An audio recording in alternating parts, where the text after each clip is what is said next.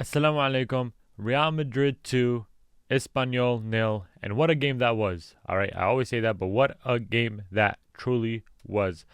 First and foremost, Militao, I love you. And I apologize. I apologize because when I saw that he kept getting injured, when I saw it was the ACL all the time, I just kept saying to myself, we might have to sell Militao. Now, look, I've always been a huge believer of me not knowing what's truly going on in the backgrounds besides the managers, the team, the staff, the president, and the board. So I have to try to remind myself that I am not actually like in the team and behind the backgrounds and knowing everything, right? From outside, right? Outside from what we were looking at, the matches and the reports and everything, we get one side of the story and we don't get the other. Now, I did have the interpretation that Militao was kind of like never going to return back to what he was, but I'm not going to lie. Ever since he came back from that recent injury under Xabi Alonso, he has not disappointed, and it makes sense why he is now a starter for Real Madrid. So I just wanted to start out by saying that. Now, you might wonder, whoever didn't watch the game, why is he talking about Militao? Go watch the score. Go watch the banger that he scored. It was phenomenal. Now, I also have been saying this as well. Real Madrid don't have to always take the ball inside the box. They have good shot takers. We have Militao, who's a defender. We have Tchouaméni. We have Valverde. We have Vini. We have Mbappe, Bellingham. We don't really need to always go out inside the box to get a goal. We don't have to drive the defenders in the box. We don't have to let all those 10 men play a low block inside the box because that just makes it harder. But if you force them to push up, they're going to know that you're going to shoot, right? So they have to push up, and that opens up opportunities. Now, I love the fact that when Militao took the shot and Mbappe, who, by the way, shout out to Mbappe for winning the man of the match. He's been winning them a lot, especially this season, and I'm proud of the way he's playing. But there are some little tweaks that I do want to get into.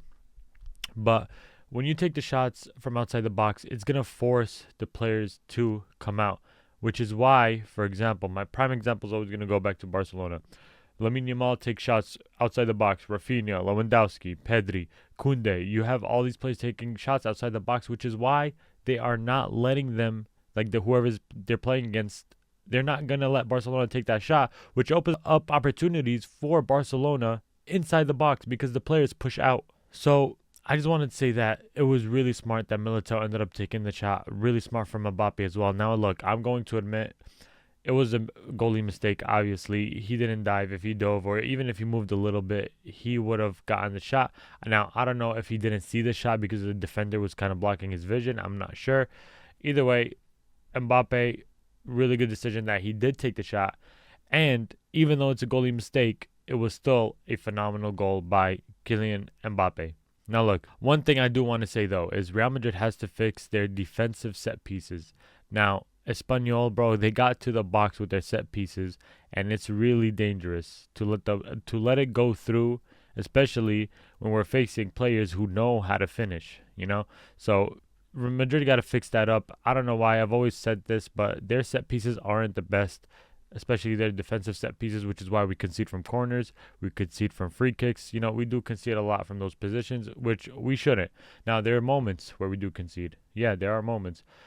But when it is something that is frequent, those are not moments, right? Those are now just being like, obviously there's a mistake. There has to be somebody adjusting this for Real Madrid. Now, look, usually on Saturdays, my head bangs. It hurts, right? Which is why you see my right eye is a little red. I just popped some Tylenol, but I had to watch this game. I couldn't just sit there. I couldn't just wait for the highlights. I had to watch the game. I told myself it is very important for me to be there for my team and to support them. I'm really happy that Bellingham got minutes. Camavinga did. I am so happy that Xabi Alonso took out Vini, which I'm really upset. I am not going to lie. Even though I'm happy with this game and the results, I'm very upset because Vini, like, from what it looks like, it doesn't look like he is back at his form that he once was in 23-24.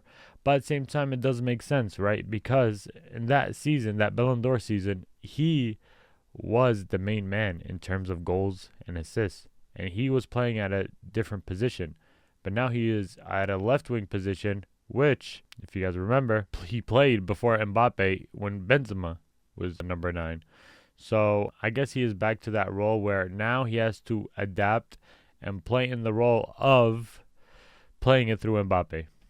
All right, that's just the truth. That is just the truth with Vinícius Júnior. I cannot even speak, and I feel like that he should get goals. Obviously, I think he is going to have to get assists, but I think that the goals he's like the second. He has to be the second option. Mbappe is in form. He is getting us those goals. He just needs somebody to feed him the ball. If not, he is going to take it by himself. So I think that is the solution for Vinny. I think Vinny, he has been doing that. He's been playing good. Even though he's not back at that form, that high-level form, 23-24 season, he is still doing good, trying to adjust, right? But he does lose the ball when he tries to do these 1v1 dribbles. Like I said, the way he played 23-24 was so like a first-time thing that now like people know what he does. So I think Vinny has to switch it up as well. Maybe switch up if he plays down the middle. Like I said, I always want to see Vinny down the middle. He is more of a threat in my opinion. But hey, I'm not the manager. Like I said, I'm not in the background. So Xabi Alonso knows best. I didn't take any notes for this video because, like I said, my head is killing me. But something that I clearly remember is the way Valverde played. Now, Valverde, like I said in my last video, he hasn't been at his top form like he was with Carlo Ancelotti. I'm just going to call him Carlo Ancelotti. He wasn't at his top form. And I started to realize that he was not on his top form this season so far under Xabi Alonso because he is finally playing his original and preferred position. Now, in years with under Ancelotti, he was playing out of position, which I think what made him more noticeable. Playing at right wing, playing at the midfield, playing as right back, playing as a holding midfielder. So I think that's what made him like kind of being noticed because he could play anywhere. But now he's actually playing his natural position. And now that I see it from that way, you could see that Valverde is actually playing his role very, very, very good. He's good at coming back. He's good at bringing the ball up. He's good at passing. Even though this game, the passing wasn't like 100% the best. But he is good at all those areas. So I'm happy to see Valverde in that form, and I just hope that he just gets a little he just tweaks it up a bit where he gets the respect that he does deserve. Now, even though we did get this nice result, I still feel like that I am not that satisfied. So yes, we did get the win. We did get the 3 points, and we are still undefeated. However, there are still moments where we need to capitalize on. For example, Mbappe trying to chip the goalie, right? We have to finish those better. For example, Vinny bringing the ball up in the box and then, doesn't do anything with it. We have to finish those better. We have to do everything better in terms of getting the goals down because we do get the result that we want, yes, but we need to put our mark in Spain. That has to happen. We have to show them that we don't stop. And what I like about Real Madrid this game is that once they get that first goal and that second goal, they still didn't stop trying to go for that third goal, which I love. I love to see that. A shout out to Asensio for filling up that role. Even though he didn't play at his best and he got that yellow card, he still played. I think this was his best game compared to any other game. So maybe he does want to be a starter, because he did play good once he started. So it does make sense. That's all I'm saying. But shout out Asensio. Now, some people do want to disagree with me on this, but Mbappe, right? He did get man of the match, and I agree with it, right? But at the same time, if it wasn't Mbappe, it could have went for any other player on the team. Everybody played like at a good level. If not everybody, I would say Mbappe. I would say Franco as well. I would say Tchouaméni. I would say Militao. Militao, in my opinion, was probably second to Mbappe with his goal, especially the way he was defending. So this award could have went to anybody, but I believe it went to Mbappe because his positioning is really good. And I'm going to keep repeating this because I do see it a lot of times. Mbappe and Vinny keep staying on that left side, and it has to stop because if you guys see moments in that game where Mbappe and Vinny play together on the left side, the middle area, right, where the number 9 is supposed to be, is empty, and that cannot happen, right? We need to, like I said, in my other videos, we need to stretch the defenders. We need to be spread out so that the defenders don't know who to focus on, right? Because if you're on one side of the field, they could all just kind of cramp up there, right? Now, obviously, they're professional players. They're all not just going to be on the left side, but majority of the team is going to shift to that left side because the ball is there. The two best attackers in the world are there. You know what I'm trying to say? It's easier to defend, for example, Arda Güler, who's going down in the middle, or Valverde, who's going down in the middle, right? Because they are not like the best attackers in the world. Their focus, whoever plays Real Madrid, their focus is Mbappe, Vinícius Júnior. That's their focus. If not, Bellingham, once he actually starts playing and becomes a starter again. So, we have to be careful with that. Positioning really does matter. It really does. So, yeah, I did mention that it is good to get our goals from outside the box, but I just hope we don't rely on them. So, we have good outside the box shooters, but we cannot just purely rely on them. Like, for example, now that this was our success for this game, right? We had a lot of success from long-range shots. We cannot just rely to take them all the time. Instead, we should learn, right, how to finish or how to bring up the ball inside the box, which I think we do really good. We do bring the ball up to the box really well, but just fail to capitalize, whether it comes from crossing, whether it comes from passing into like an attacker or somebody right in front of the box. That's something we have to capitalize on. Now, I know it's hard to play against a team that plays a low block. Like all of the 10 players, including the goalie, all of them are just back near the box. It's hard. I get it.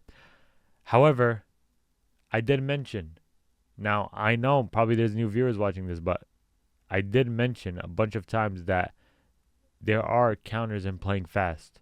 So when you play fast or when you counter, you don't give the attackers, the midfielders, much time to come back and play the low block, which is how Barcelona also succeeds this season, how they get their goals. Everybody who plays Barcelona or Real Madrid, they play the low block, but that's only if you give them time. So I hope that Real Madrid learns. I hope that Xabi Alonso sees this, and I hope that it becomes the main thing. Now, there was a moment where Vini was on a fast break, and Mbappe failed to put the ball in the back of the net.